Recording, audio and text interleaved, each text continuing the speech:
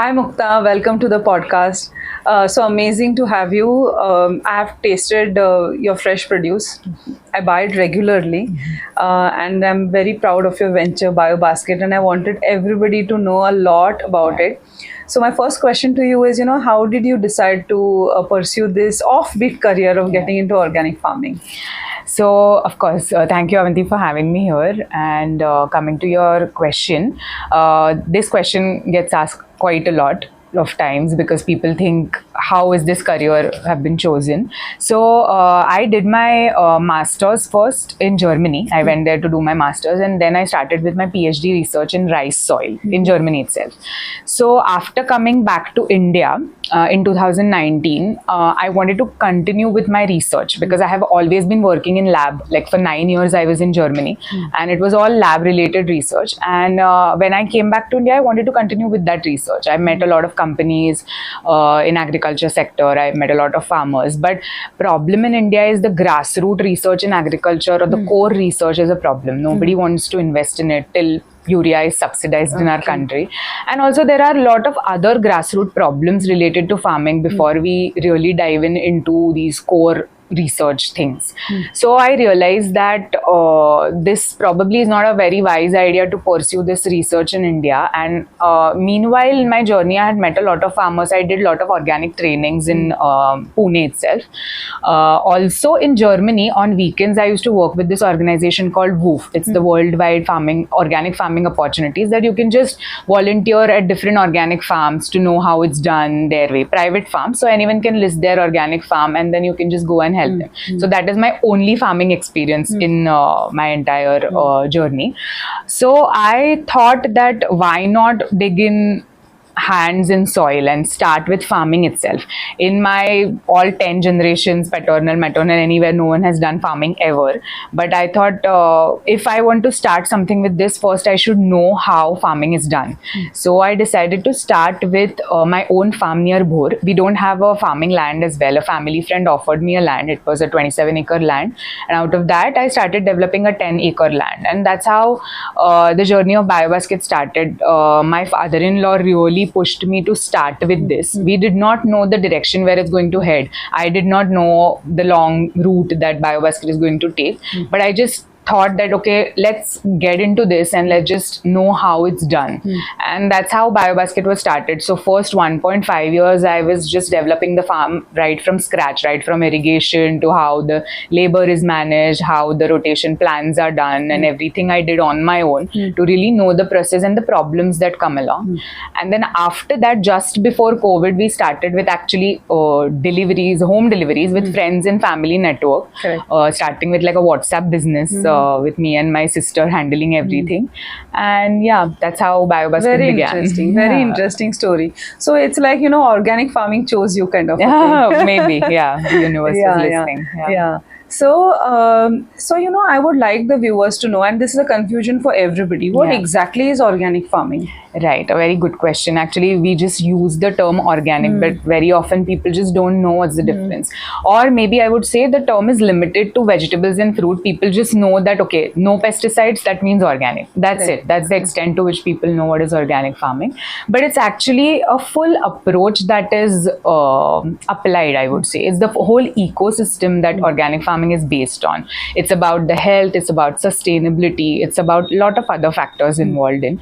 So, in a basic language, of course, organic farming is something where you do not use any chemical inputs or any synthetic fertilizers or even chemical, let's say, pesticides or anything of that sort, but everything that comes under the category of bio, let's say, or like biopesticides, herbal pesticides, or microbial cultures.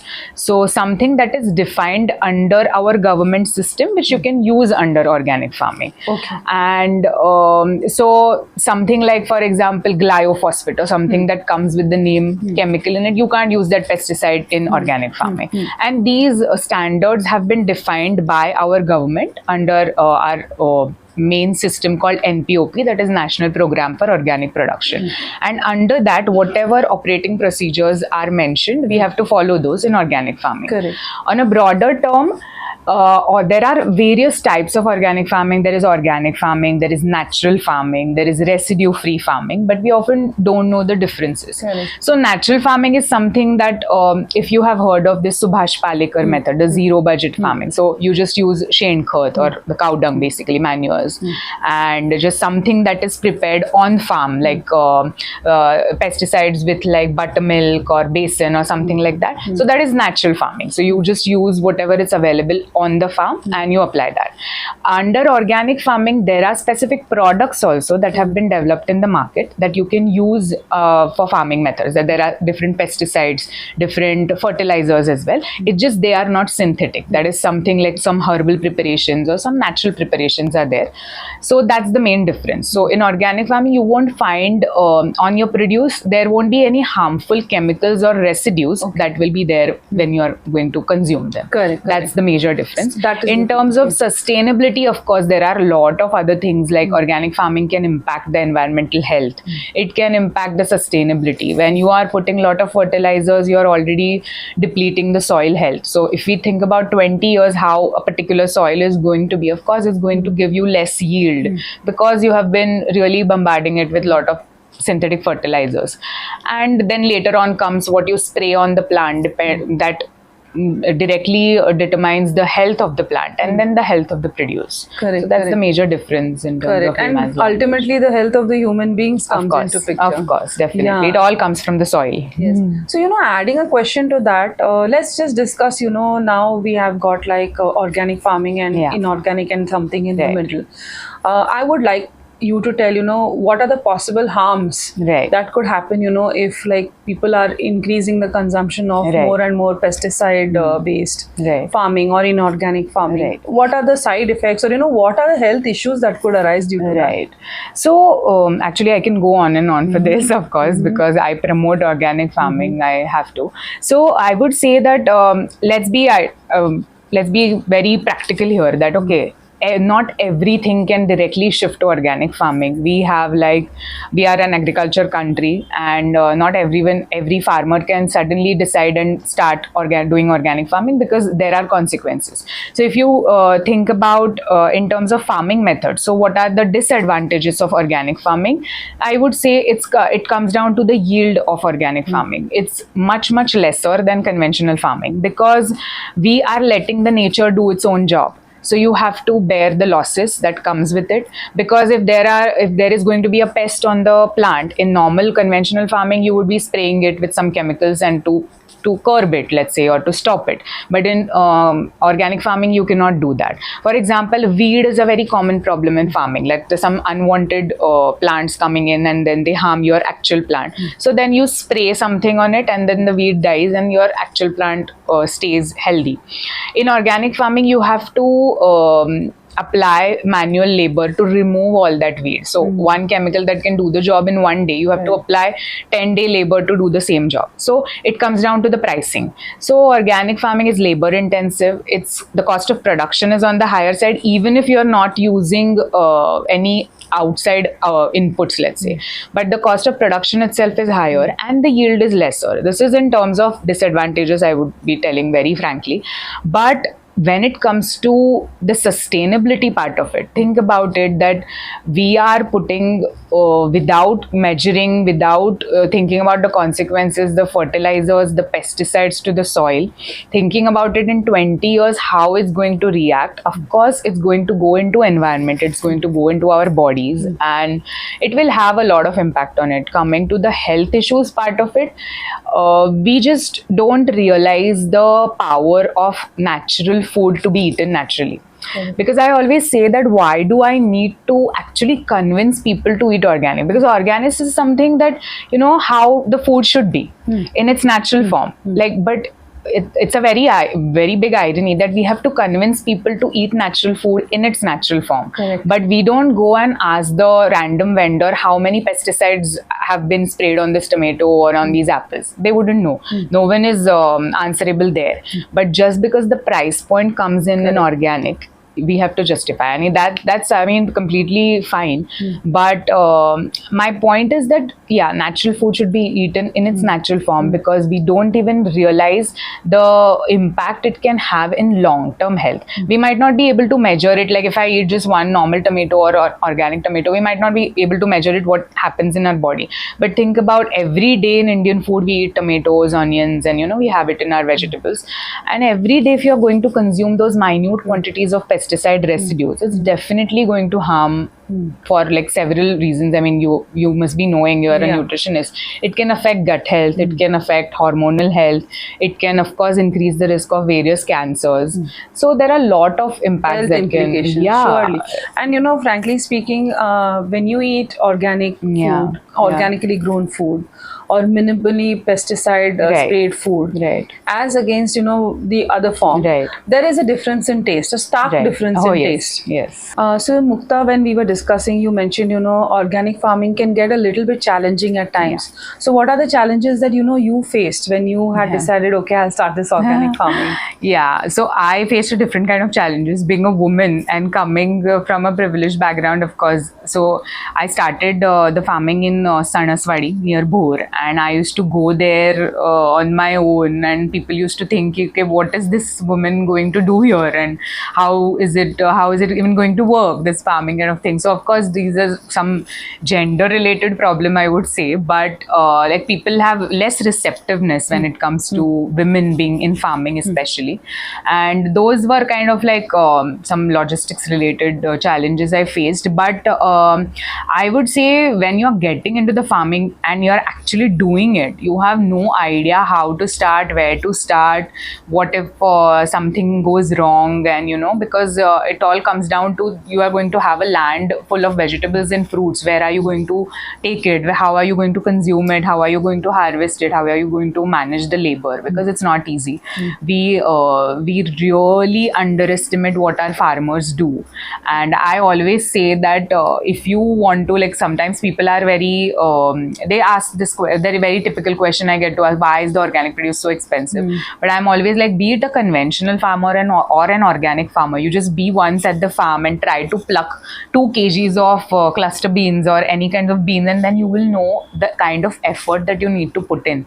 I mean, I'm just talking about the harvest, not even the land preparation and the preceding things, but it's a lot of effort, be it for the organic farmer or the conventional farmer. In organic farmer, it's even more, because as I said, it's very labor intensive. So you have to employ a lot of labor, and you have to take care of the weed very often, because you cannot just simply spray chemicals on it and then the weed dies. So manual labor is a lot. So how did you break the barrier of where a woman look difficult for a woman to really? So any story which you would like to share? I mean, it just happened. I think I had one thing, I had decided that I want to be resilient, that I mean, I don't want to stop what I'm starting to do, because that something that started with farming was that I wanted to learn it. I did not have business on mind, and I was like, a family friend had offered me a land, and he had given me some responsibility towards it, and I can't just leave it in midway. There were many a times I faced safety issues. On a 27 acre of land, I used to go alone.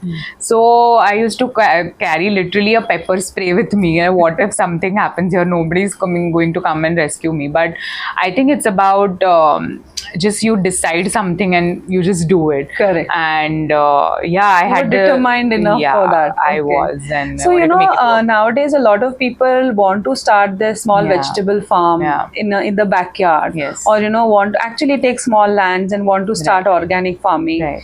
How would you want to guide them, like, or is there any place that they can learn it, or are there any standards, or are there any resources which they can find more about? So actually a good question. More than customer enquiries, I get these kind of enquiries very often, that people call and tell, okay, we have a farming land, what to do with it, how to start with organic farming. Currently, I do not have the resources or the bandwidth to really get into it, that where I can actually guide people to start organic farming. But of course, it's something on my mind that it would be really nice if all of them who have agriculture land, they can grow their own food. So you can start really small. There are few trainings available in Pune also.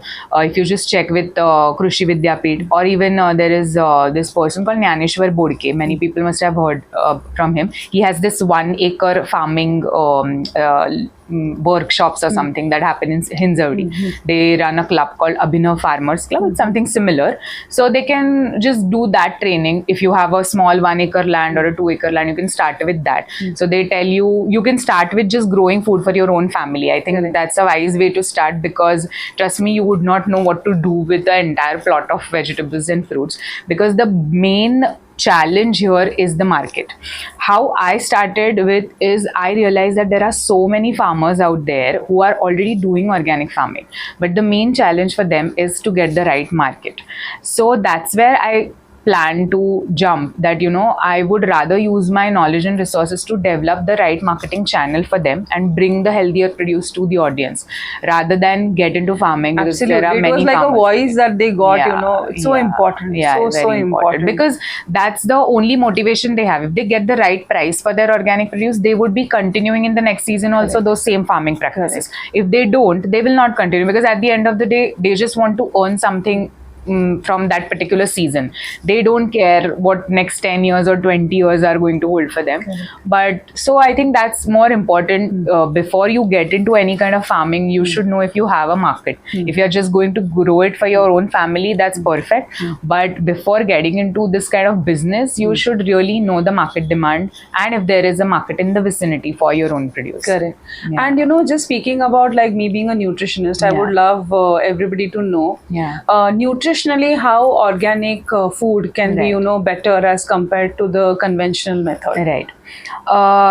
So I would say, of course, there have been many comparative studies when it comes to the nutrient content of organic and conventional produce.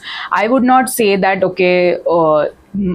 on a nutrient level, on a micro or a macro level, there are many huge differences. But definitely, when it comes to antioxidants, let's say, there is a stark difference, have been observed in many comparative studies, let's say. Because what happens is, I'll give you a small example. So, for example, when our children are small, or even we have been told that we should not take many medicines when we are sick, especially for a small cough and cold, So because if we start giving medicines, our body will think that it's going to get something to heal it. And we will, our immunity will not be activated. We will not have antibodies to fight it when the next infection comes in. It's the same with plants. If we keep on giving synthetic pesticides for every small pest that comes on the crops, they will not have their own defense mechanism.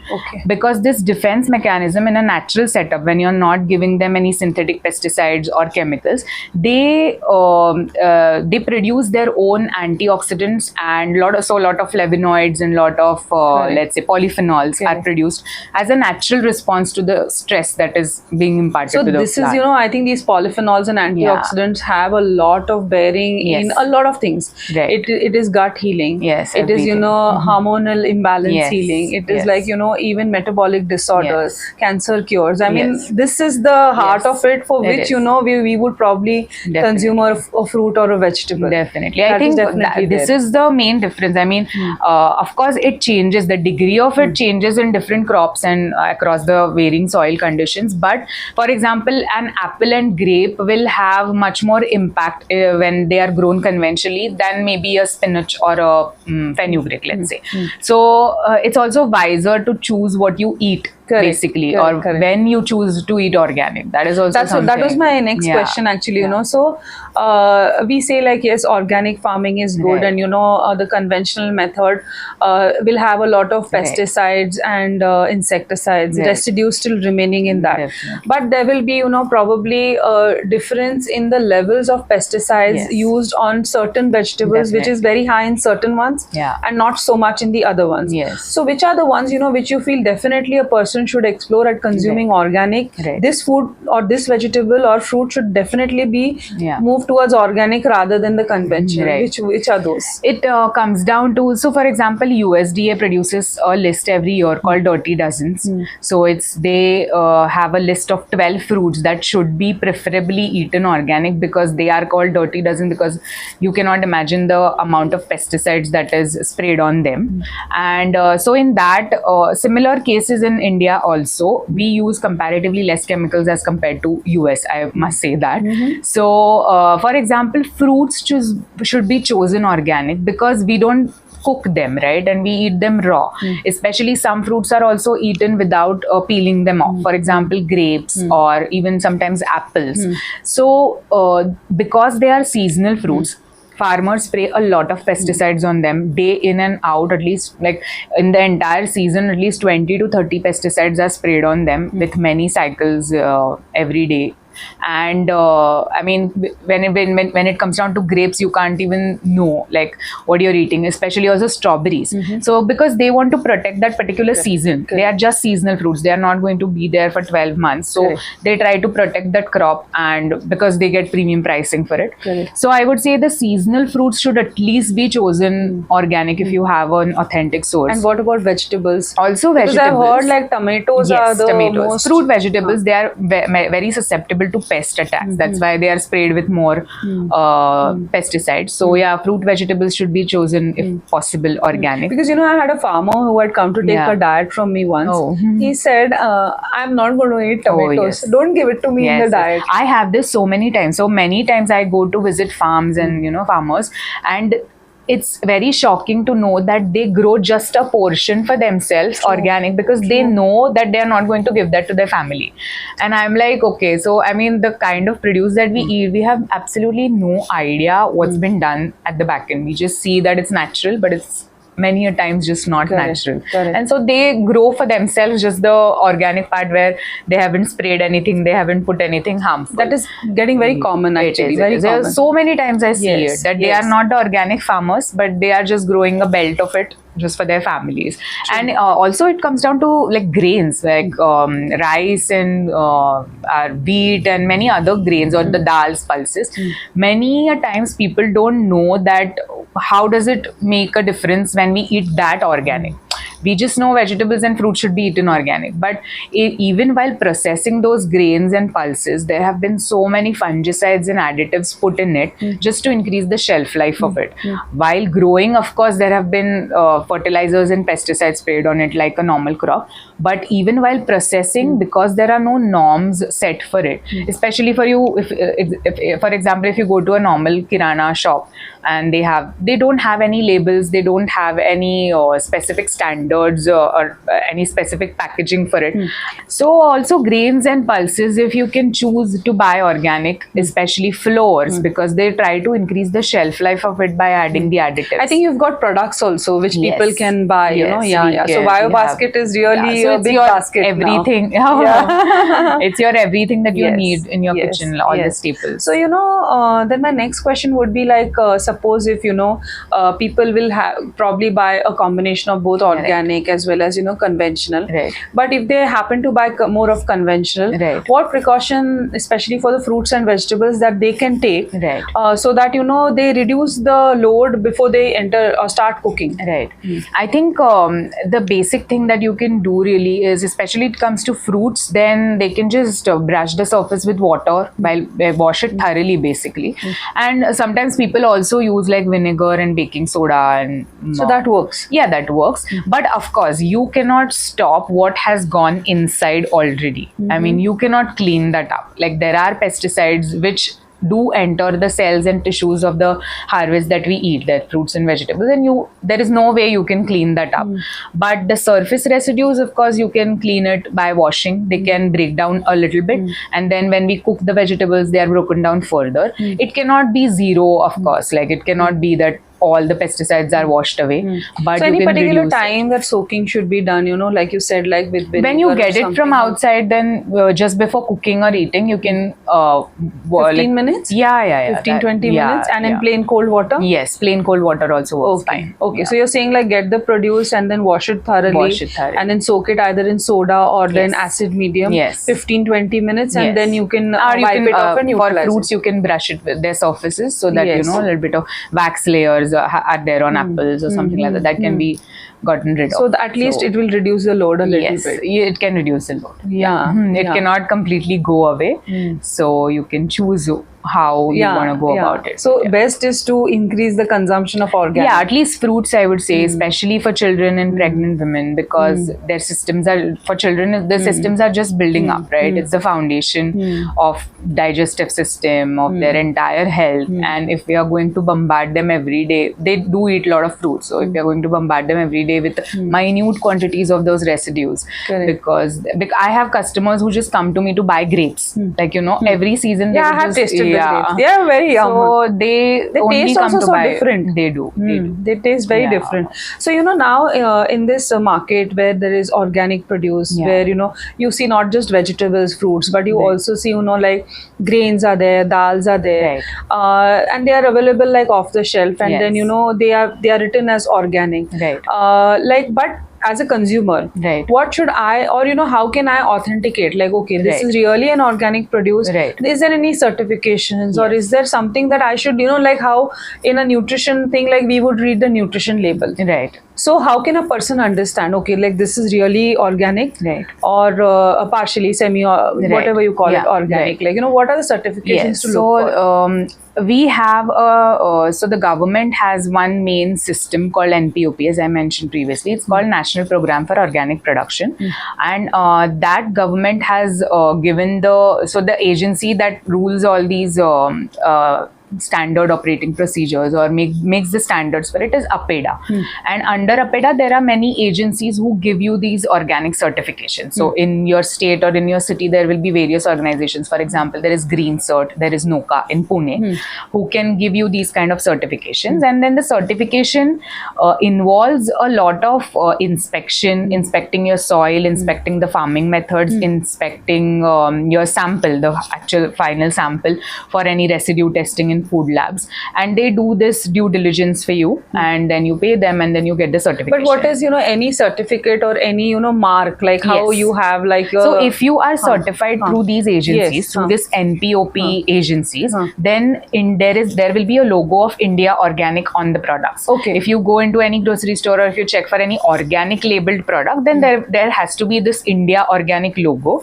That means that the product is certified under NPOP through one of the government So agencies. are there any websites also where, you know, people can get, like the way you mentioned, like, you know, the list of like dirty dozens? Is there any You can just go and check on APEDA website. It's a very well managed website, and you can know more about certifications, how it goes with that. So, you know, as a consumer, if I want, if I get an organic product, and, you know, if I want to check its authenticity, I can send it to these agencies for testing. That I don't know, the agencies can test it, but I think the vendors must be listed on the NPOP website. That's enough. Or there for a will be, person to because there is a understand. license number on every packaging that has to be mentioned. So if there is India Organic logo, and if they have mentioned which agency have certified them, there is always a license number mentioned. There are many agencies across India who operate in this field, but I always say that organic it's for a trust stamp, and because I have been there, done that, in that procedure, I know the loopholes. The due diligence also has some loopholes, like how the traceability is done also has loopholes. So I always say that just know your farmer, know from where your food is coming from. Don't buy things from a random vendor when it comes to natural food, especially because it's, at the end of the day, it's very important that knowing the source of your food. All these certifications and all is a fine system. They are very expensive certifications, so they are very, very expensive. Not a normal marginal farmer cannot get that done for you. So there has to be a company involved who can. So we also help the farmers to get the certification done. But at the end of the day, just know where your food is coming from. Know your farmer. Like you know, but a lot of times this produce is like supply demand. And you know, like if more and more people start consuming organic, I mean, will there be a lot of gap? And then, you know, then what is the best way out of this? It's a game of demand and supply, as you said, because this is always a limitation. This has always been a limitation for organic farming, because the pricing comes in, and then the consumer is, of course, restrained to buy it, right? Because people are like, I'm getting a coriander for normal 10-15 rupees. Why do I pay 40 rupees for the same? But I think it's about changing the perception, how we perceive the product. Like, we don't mind doing some lifestyle changes or buying a fancy protein bar just because, we need it. But we So don't realize what we are investing when It's we like are day in and day out. It's like a staple. It is. Yeah, Because it we is. eat it every day. So it's about changing your perception, basically. And if we start to demand more, there will be more supply. It always runs like that. As I said, not the entire world can shift to organic farming the very next day, but it's a process. It creates a ripple effect. It's about creating a food culture that is from ground up, that starts from soil, and it's about having to give our generations a good food to eat, and natural food in its natural form. So Amazing. it's about creating the Amazing. ripple effect. So Mukta, you have shared so much of information and so much of confusion. Even I had a lot Yeah. about organic farming. What is the benefits? Right. How if somebody wants to choose organic product, or Right. even if he buys a conventional, how to take care of it once you get it home. Right. So, what is this one message that you would like to give the viewers? As I said in my last question, I think just know the source of your food. I think that is something very, very, very important. I have seen the various sides of it, and I can really tell you that really know the source of your food, because in today's day and age, what we are eating is really going to shape us, because there have been so many new products and they are so much processed. Even vegetables and fruits are processed nowadays. So I would say just really know the source of your food. So it's like time that a consumer wakes up and decides, okay, this is the place that I need to really invest Yes. in health, Yeah. and the rest all can just follow. Yes, So definitely. thank you so much Thank for you. sharing such good information. Thank you so much for having Mukta. me. Yes, thank you.